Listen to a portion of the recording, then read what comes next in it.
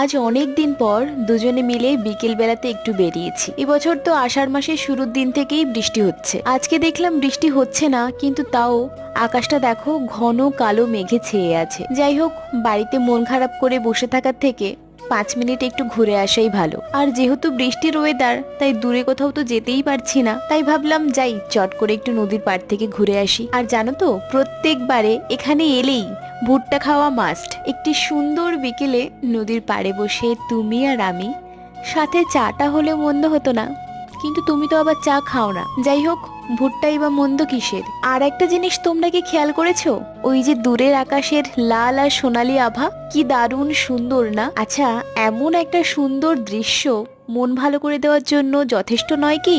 ফেরার সময় একটা দোকানে দুজনে বসে চিকেন পকোড়া খেলাম। আচ্ছা, আজ তাহলে আসি। দেখা হচ্ছে তোমাদের সাথে পরবর্তী কোনো ভিডিওতে।